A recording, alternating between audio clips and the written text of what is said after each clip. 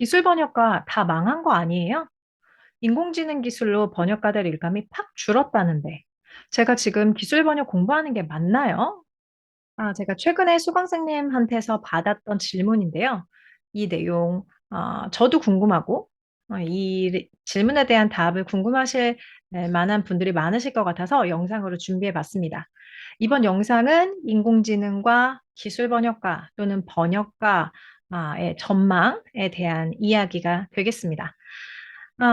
수강생과 로라가 질문하고 답을 하고, 이런 인터뷰 형식으로 이야기를 풀어나가려고 하고요. 지금 보시는 내용은 면책 조항입니다. 참고해 주시고요. 우선 수강생님의 질문부터 한번 확인해 볼게요. 안녕하세요, 로라 선생님. 수강생입니다. 제가 질문이 좀 있는데요. 제가 최근에 어떤 기사를 하나 읽었어요. 그 기사 내용에 따르면 영국의 번역가 중에 30%가 인공지능으로 직장을 잃었다고 하는데요. 이 기사에 인터뷰를 했던 어떤 번역가님도 5년 후에는 자기도 많은 위협을 느낄 것이다 이렇게 응답했다고 합니다. 이런 의견은 지금 일하고 있는 현직 번역가들도 많이 동의하는 부분이라고 하는데요. 산업 번역도 현재 많은 위험에 직면하고 있거나 앞으로 직면할 가능성이 있을까요? 산업 번역가의 미래는 어떻게 보세요? 네, 수강생님 질문 잘 확인했습니다. 말씀하신 기사문에 이런 부분들이 있는데요. 한번 다시 읽어볼게요. 향후 번역가들은 단순 번역이 아닌 문학 작품과 같이 섬세한 작업이 필요한 분야에서만 살아남을 것이다라는 의견이 나왔다. 단순 번역을 처리하던 번역가가 되기 위해서 우리가 1년이나 훈련하고 공부하고 그럴 필요는 없습니다. 지금 제가 운영하고 있는 기술 번역 풀 패키지는 1년 정도 기간, 이 훈련 기간을 통해서 전문 번역가로 첫걸음을 내디디실 수 있도록 안내를 해드리고 있는데요. 단순한 내용을 빠르게 번역해서 돈을 벌던 시대는 한 5년 전쯤에 끝이 났다. 이미 끝났다. 이렇게 보시면 됩니다.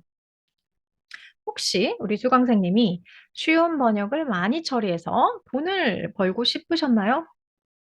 그렇다면 지금 이 시대에서 현재 이 단계에서 번역가 훈련을 하는 것은 맞지 않습니다. 적절하지 않습니다. 전문 번역가가 되어서 미래에도 생존하는 번역가가 혹시 되고 싶으시다면, 그렇다면 지금 번역 품질을 탄탄하게 만들고, 그리고 인공지능 기술을 익히시는 게 필요합니다. 이렇게 준비하셨을 때, 점점 다가오는 그 시대에 독보적인 존재가 되실 수 있는데요. 우리가 방금 이 질문을 주셨던 기사문을 조금 한번 살펴볼게요.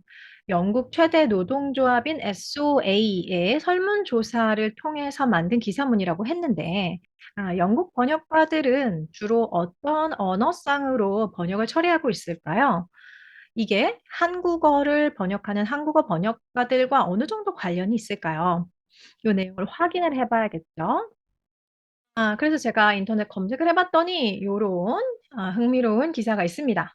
보시면 영국에서 번역하는 번역가들이 가장 많이 처리하는 언어는 1위가 독일어, 2위는 프랑스어, 3위는 스페인어, 4위가 일본어, 5위는 네덜란드어, 그리고 한국어는 어딨나 쭉 살펴보니 저 아래 17위를 차지하고 있는 것을 보실 수가 있어요. 이번에는 그래프를 보여드릴게요. 그래프를 보시면 영어와 독일어 이 언어상으로 영국 번역가들이 영어, 독일어 이 언어상을 제일 많이 처리를 한다는 건데 이 비율이 어느 정도 될까요? 보시는 것처럼 87% 된다고 이렇게 나와 있네요. 그러면 한국어와 영어 언어상은 몇 퍼센트나 해당할까요? 보시면 그렇죠. 3% 비율에 그칩니다. 그러면 앞서 언급했던 그 설문조사에서 응답을 했던 번역가들 중에 그 전체 번역가의 인원을 10명이라고 한번 가정을 한다면 이 중에 8명, 8.7명이 영어와 독일어를 다루는 번역가이고 와중에 0.3명만이 한국어와 영어를 처리하는 번역가다라는 걸 알 수가 있어요. 인공지능으로 번역가의 30%가 실직을 했고, 그리고 소득 40%가 줄었습니다라고 응답한 사람들은 영어와 독일어 번역가들이 대부분이다라는 것입니다. 또 기사에서 주목할 만한 부분이 있는데요. 이 부분이요. 스페인어 번역가인 토마스 번스테드는 이번 조사 결과는 번역서가 큰 인기를 얻는 데 따른 것이라며 문학 번역가와 비문학 번역가를 구분할 필요가 있다라고 지적했다고 합니다. 이 토마스 번스테드 이분은 문학 번역가님이신 걸로 보입니다. 그래서 비문학 번역에 대해서 잘 모를 수 있는데요. 문학만 전문으로 하시는 분이라면 비문학, 문학과 비문학, 기술 번역은 당연히 비문학에 속하게 되는데 기술 번역은 단순한 번역, 단순히 반복되는 내용을 번역한다라는 잘못된 기준을 일단 가지고 계시고, 음, 저는 이제 기술 번역을 주로 처리하는 사람이다 보니 이들이 왜 이렇게 오해를 하는지 충분히 이해할 수 있는데 기술 번역도 사실은 말이고 글이라서 기술 번역에도 맥락과 뉘앙스 이런 것들을 이해해야지만 적절하게 처리를 할 수 있는 부분들이 많이 있습니다. 생각보다 많이 있고요. 그리고 같은 단어도 어떠한 맥락이냐에 따라서 번역을 하는 이 흐름과 방향이 달라집니다. 굉장히 중요한 부분이죠. 그래서 기술 번역이 비문학이고 비문학의 경우에도 맥락을 이해해서 번역으로 풀어나가야 되는 부분이 상당한 부분을 차지하고 있고 이 부분에서는 인간 번역가의 역할이 굉장히 중요하다라는 것. 저는 이제 여기에 코멘트를 달고 싶고요. 기사에 또 다른 내용이 있네요. 이 부분도 한번 볼게요. 즉, 아마도 AI에게 넘겨진 일은 매우 복잡한 뉘앙스를 포함하지 않는 사용 설명서 같은 단순한 종류의 작업일 것이라며, 반면 섬세함이 필요한 문학 번역은 여전히 인간의 손에 달려 있다고 설명했다. 역시나 이제 보면 느껴지죠. 문학 번역에 무게를 두고 이런 의견을 주장하시는 것을 보니 토마스 번스테드님은 문학 번역가인 것으로 보입니다. 아무튼 사용 설명서 같은 단순 작업 이런 것들은 이미 기계 번역으로 대체가 되어서 사용 설명서 같은 걸 최근 1, 2년 내내 1, 2년 내에 번역을 했다. 이런 것들은 참 찾아보기 어려운 상황이 된 지가 오래고요. 한 3년, 5년 정도 벌써 됐습니다. 이렇게 아주 단순한 작업은 벌써 기계가 다 처리하는 시대가 이미 3년, 5년 전에 그런 시대로 바뀌었고, 인공지능 기술이 부각되기 전에 이미 진행되어 왔던 그런 일들이에요. 그렇게 새로운 일은 아니라는 거죠. 그리고 또 보면 중요한 내용이 또 나옵니다. 또 인사이더 몽키가 지난 9일에 발표한 데이터에 따르면 2024년 가장 많이 사용되는 AI 플랫폼으로 1위 챗GPT, 2위 제미나이에 이어 3위는 번역 AI인 디벨이 차지했다. 이렇게 얘기하네요. 굉장히 중요한 내용인데요. 어느 부분이 중요하냐? 인공지능 번역 기술로 제일 많이 활용되는 서비스가 챗GPT라고 했는데요. 다시 말하면 챗GPT에 어떤 번역을 내가 돌려본다면 현재 인공지능 번역 기술의 수준이 어느 정도까지 올라와 있는지 그걸 가장 간편하고 쉽게 알아볼 수 있다라는 내용이 됩니다. 그래서 궁금한 내용, 지금 이 영상을 시청하고 계신 번역가님 또는 지망생님, 궁금한 내용을 지금 챗GPT에 한번 돌려보세요. 가능하면 너무 쉬운 내용은 이미 번역이 잘 되는 편이고 전공 서적이라든지 조금 전문적인 그런 내용들을 챗GPT에 넣어서 번역을 돌려보시는 게 좋습니다. 지금 요러한 아까 뭐뭐 나왔죠? 챗GPT 그리고 뭐 제미나이 그리고 딥엘 요런 애들 얘는 다 인공지능을 활용한 기술들인데 이렇게 인공지능 관련된 기술들은 아직 정부의 규제를 제대로 받고 있지 않은 상태예요. 울타리가 아직 만들어져 있지 않은 상태인데요. 울타리. 인공지능 기술이 점점 발전이 진행되면 정부가 조금 더 규제라든지 어떤 울타리를 조금 더 구체적으로 이제 제시하게 될 거예요. 그러면 챗GPT가 지금은 울타리가 없는 상황이라서 여기저기서 필요한 정보를 막 끌어와서 번역을 처리하고 번역 품질을 끌어올리고 이런 작업이 활발하게 이루어졌었겠지만 정부 규제가 이제 조금씩 조금씩 생기다 보면 챗GPT가 끌어다가 사용할 수 있는 이런 데이터들의 범위가 분명 제한될 것이라고 보여지는데요. 울타리가 생기기 전이라서 인공지능 기술을 마음껏 이렇게 지금 활용하고 적용하는 아직 그런 상태였지만 정부 규제가 생기고 나면 아, 챗GPT가 활용할 수 있는 이 데이터라든지 이런 것들이 제한을 받게 되면 그게 번역 품질에 영향을 줄 수밖에 없을 거라고 예상이 되고 그렇게 되면 인간 번역가들을 이용하는 게 인공지능 기술의 여러 가지 규제 사항을 피하고 그 와중에 그 규제 사항을 피한 다음에 피하려다 보니 조금 더 뭐라 해야 될까 기술을 좀 더 발전시켜야 되는 부분이 있다거나 아니면 추가적으로 더 많은 데이터를 또 모아야 한다거나 이런 식으로 인공지능 기술 발전 그 과정 가운데 이 번역 작업들이 원활하게 이루어져야 되는데 이게 만약에 원활하게 이루어지지 못하는 그런 구간들이 생긴다면 그 시점에 기업들은 다시 인간 번역가들을 찾을 수밖에 없다. 저는 이렇게 생각이 들고요. 원래 인간 번역가들이 하던 대로 그냥 다시 맡기면 되는 거예요. 법률을 위반하지 않고 높은 수준의 번역 품질을 만들어 내도록 이제 기업이 요구를 하는 거죠. 원래 하던 대로. 그 생각을 하고요. 추가적으로 아까 영국 번역가들이 제일 많이 다루는 언어상, 87%가 다루는 언어상이 영어와 독일어라고 했는데, 영어와 독일어 이 두 가지 언어를 그렇게 많이 다룬다. 과거에도 많이 다뤘을 확률이 높아요. 그간 많은 데이터가 쌓였을 거예요. 그리고 영어와 한국어의 비율을 살펴봤더니 한 3%에 지나지 않는다라고 했는데, 영어와 한국어도 많은 데이터가 현재 쌓이고 있지만, 영어와 독일어랑 비교했을 때 이 비율의 차이가 87대 3%, 87대 3, 엄청난 차이가 있죠. 그런 것들을 같이 좀 뭐라고 해야 될까? 좀 더 입체적으로 보셔야 돼요. 예를 들어서 한국어와 일본어는 어순이 굉장히 비슷하고 한국어를 일본어로 번역기에 돌리거나 일본어를 한국어로 번역기에 돌리면 번역 품질이 상당히 좋게 나오는 경우가 많습니다. 이미 데이터가 많고 어순이 비슷하기 때문에 이 비슷한 어떤 그 번역 소스를 가져오기가 조금 더 인공지능 입장에서는 조금 더 수월한 거예요. 그런데 영어와 한국어는 서로 학습을 하기에 거의 끝과 끝에 있는 언어인데요. 요 독특한 특성이 있다는 거죠. 근데 이 독특한 특성을 감안하고서라도 이제 앞으로 질문에 대한 답을 드리겠지만, 요 독특한 특성을 극복하려면 어떤 부분이 필요하고 그런 내용은 이제 나중에 나오는데요. 요런 것들은 그렇게 크게 중요한 변수가 되지 않아. 라고 생각하고 모든 걸 다 이렇게 싸잡아서 다 한 덩어리로 보면 좀 무리가 있습니다. 굉장한 무리가 있고요. 두 번째 질문을 한번 이제 또 확인해 보도록 할게요.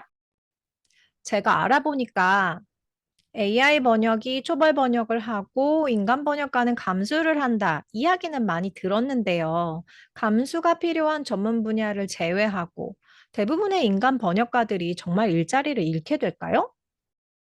두 번째 질문에 대한 답을 드려볼게요. 현재 인공지능 기술이 제일 발달한 플랫폼이 어디라고 했는지 기억나시나요? 그렇죠? 챗 GPT라고 했는데, 챗 GPT의 번역을 돌려보면 알 수가 있습니다. 인공지능 번역이 초벌 번역을 하고 있다. 인공지능은 초벌 번역을 한다던데요. 요렇게 우리가 이제 전제를 깔았는데, 초벌 번역 진짜 인공지능이 하고 있는 거 맞나요? 보통 경력 번역가가 초벌 번역이라고 부르는 이 품질의 수준이 어느 정도냐면요. 약간의 수정만 하면 완성시킬 수 있는 수준의 번역을 초벌 번역이라고 합니다. 그런데 이 정도의 품질을 인공지능 번역 기술이 진짜 만들고 있느냐라는 것에 저는 이제 의문을 던지고 싶고요. 현재 단계로서 앞서 언급한 기사문에 이런 부분이 있는데요. 스몰리는 AI의 잘못된 해석과 저품질 등을 잡기 위해서는 원본 텍스트를 주의 깊게 비교해야 하기 때문에 오히려 훨씬 더 많은 일을 만들어낸다라고 우려했다. 번역이 조금 매끄럽지 않죠. 이게 무슨 내용이냐면 인공지능한테 번역을 시켰더니 얘가 해석을 잘못했다는 거예요. 그래서 "번역 품질이 떨어진다." 이 말입니다. 좀 품을 덜려고 좀 일을 좀 수월하게 하려고 인공지능한테 번역을 맡겼더니 얘가 일을 더 만들더라. 그리고 앞서 이 기사문에서 말한 것처럼 번역한 내용이 얘가 제대로 했나 안 했나 요거를 이제 점검을 하는 이 과정이 굉장히 피곤해요. 아 번역 경험이 있으신 분들 특히 MTP 작업을 해 보신 분들이라면 아시겠지만 일일이 단어와 문장 구조 파악하고 제대로 얘가 맥락을 잡았고 정확하게 번역했는지를 이렇게 살펴보는 작업이 굉장히 필요합니다. 정말 눈알이 빠질 것 같아요. 그래서 차라리 '이럴 바에 내가 그냥 처음부터 번역하는 게 낫겠다.' 싶을 정도입니다. 현재로서는. 현재 인공지능 번역 기술의 수준이 초벌 번역이라고 부를 만한 수준에 미치지 못하는 상태에 있어요, 현재. 경력 번역가들이 말하는 초벌 번역이란 건 문맥에 맞추어서 번역이 완료된 1차 번역문의 상태 요 정도를 초벌 번역이라고 부르는데 정확도가 최소 70에서 80% 정도는 되는 번역문을 초벌 번역이라고 말을 하고요. 쪼끔 더 보수적으로 말하자면 85% 정확도가 넘어줘야 '아 초벌 번역 마쳤다.'라고 보통 업계의 경력 번역가들은 그렇게 이야기를 한다는 거죠. 초벌이라는 건 그다음 작업을 수월하게 하기 위해서 하는 전 단계 작업을 말하는데 초벌 번역이라면 번역문을 이제 쪼끔 다듬기만 하면 되고 전체 흐름에 맞는 표현을 썼는지 좀 훑어보면서 중요한 내용이 빠졌는지 점검하는 고 정도 단계, 요 단계로 넘어가게 되는 그 전 단계가 초벌 번역인 거예요. 그래서 이 정도 수준에 미치지 못하는 초벌 번역은 차라리 안 하는 게 낫다. 차라리 그냥 처음부터 다시 하는 게 낫다. 결국 얘는 초벌 번역이 아닌 셈이죠. 그런데 얘네들의 이 정도 이 인공 AI가 만드는 번역 이 품질을 놓고 얘를 초벌 번역이라고 부르는 것 자체에 일단 무리가 있다. 맞지 않는다라는 거 우리가 일단 기준을 삼아 줘야 되고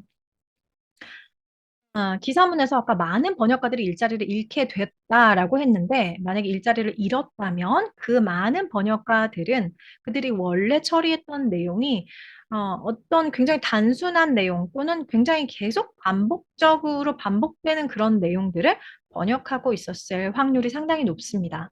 그래서 이미 저장된 데이터를 또 사람을 써서 번역료를 내고 이미 데이터에 저장이 되어 있는데 왜 사람을 또 고용하겠어요? 그래서 인공지능 기술이 잘하는 것, 반복적인 데이터를 저장하고 불러오고 그리고 그 반복적으로 많이 쌓여 있는 이 데이터들을 맥락에 따라서 약간 변형해서 적용하는 거. 이걸 학습해서 처리를 하겠죠. 이 부분은 인공지능 기술이 굉장히 강력하다. 얘가 잘한다. 그럼 이 부분을 벗어나서 인간 번역가들은 인공지능 기술이 처리하지 못하는 부분들을 이제 처리하게 되겠죠. 그래서 제 생각은 지금 단계에서 어 번역가 지망생이나 초보 번역가가 걱정해야 되는 부분은 '대부분의 번역가가 사라지게 된다고? 어쩌지?' 이 부분이 아니라 이 부분이라기보다는 인공지능 번역 기술이 손대지 못하는 부분, '그 부분을 내가 처리하려면 나는 지금 어떤 준비를 해야 되지?' 라고 한번 질문을 하셔야 되겠고 그리고 내가 네 계속 생존해서 번역가로 인공지능과 협업하는 번역가가 되려면 여러 가지 조건이라든지 상황이라든지 이런 게 계속 변하는데 변하지 않는 핵심이 되는 본질적인 그런 능력과 기술은 없을까? 그게 있다면 뭘까? 요런 질문을 해야 한다고 저는 봅니다.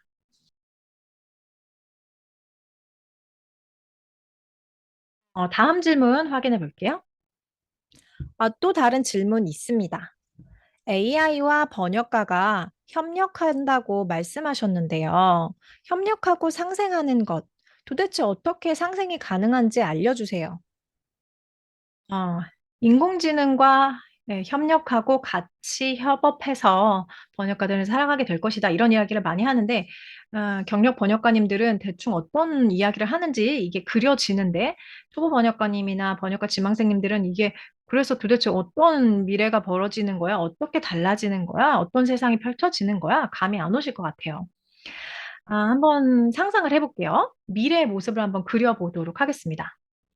앞으로는 반복적인 내용을 번역하는 일이 크게 줄어들 것 같아요. 그렇다고 아예 사라지지는 않을 것 같습니다. 왜냐면 어떤 반복적인 내용, 어떤 계속 매번 반복되는, 예를 들어서 사용 설명서에 항상 들어가는 그런 내용이 있다고 한번 쳐볼게요. 그런 내용일지라도 얘를 어떤 맥락에서 이 내용을 다시 가져와서 어떤 이야기라든지 어떤 그 번역 원문의 어떤 글을 풀어나가느냐에 따라서 이 항상 반복되고 정말 이미 데이터가 많이 저장이 되어 있음에도 현재 이 맥락에 이 저장된 번역 데이터를 그대로 가져다 쓰기에는 적절하지 않은 상황이 충분히 있을 수 있거든요. 그래서 반복되는 내용은 무조건 인공지능이 다 번역하는데 라기보다는 항상 반복되는 자꾸 이렇게 이미 뭔가 틀이 딱 정해져 있고 계속 반복되는 그런 내용들은 인공지능이 처리할 확률이 높다. 요 정도로 가는 게 좀 바람직하고 조금 더 구체적으로 예를 들어보면 이미 일어난 어떤 A라는 사건이 있다고 한번 가정을 해볼게요. 이 사건을 어떤 관점에서 이 사건을 인용할 것이냐에 따라서 이 글을, 예, 이 번역을 어떻게 풀어나가야 되는지 방향이 달라지게 됩니다. A라는 사건에 대한 번역 데이터는 이미 인공지능에 저장이 되어 있어요. A라는 사건은 이런 사건이고 이렇게 저렇게 언제 벌어졌고 이 사건의 핵심은 무엇이고 이런 데이터가 이미 인공지능에 저장이 되어 있는데 이 사건을 인용해 온 새로운 텍스트, 새로운 글에서 어떤 맥락을 가지고 이 A라는 사건을 해석할 건지에 따라서 이 번역 내용이 달라진다는 거죠. 이야기가 달라진다는 거예요. 그래서 이미 저장된 거를 쓸 수 없게 된다는 거죠. 새로운 관점으로 보기 때문에. 그래서 반복되는 내용이라고 하더라도 100%다 없어지지는 않을 것이다.